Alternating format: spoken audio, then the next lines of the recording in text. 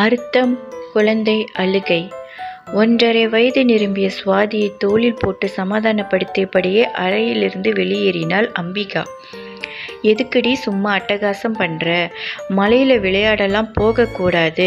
உங்கள் அப்பாவைத்தான் சொல்லணும். சும்மா தண்ணீரில் விளையாட விட்டு மழை வரும்போது உன்னை கையில் பிடிக்க முடியல மாட்டேங்குது என்று அடம்பிடித்தவளை திட்டிக்கொண்டே ஹாலுக்குள் வந்தாள். அங்கு வெளியில் புறப்பட தயாராக வந்த பாண்டியன், என்னம்மா மழை ஆரம்பிச்சதுலேருந்து ஒரே அட்டகாசம் பண்ணுறாமாம்மா, வெளியே போகணும்னு. சமையல் வேலை இருக்கு, சும்மா இருடி. என்கிட்ட விட்டுட்டு நீ போய் உன் வேலையை பாருமா. நீங்கள் புறப்படுங்க மாமா, நான் பார்த்துக்கிறேன். நான் மழை விட்டால் தான் புறப்பட முடியும்.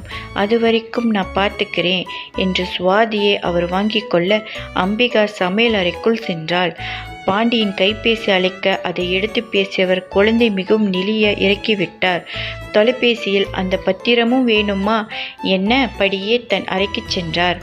பீரோவை மூடுகையில் குழந்தை நினைவு வர வேகமாக வந்து பார்க்கையில் குழந்தை ஹாலில் இல்லை. சுவாதி என்ற வாசலுக்கு சென்றவரின் கண்களின் பட்டது அந்த காட்சி. முறைப்படி தூக்க தெரியாமல் தூக்கியபடி நனைந்த நிலையில் இருந்த ஒரு நாய்க்குட்டி கையிலேந்தி தள்ளாட்டத்தில் வேகத்தை கொண்டு வீட்டுக்குள் நுழைந்த சுவாதி அங்கிருந்த துணியில் துடைக்க சினுங்கிக் கொண்டிருந்த அந்த நாய்க்குட்டி அவள் அழுத்தத்தில் இருந்து விலக்கி ஓரமாய் சென்று தஞ்சமடைந்தது.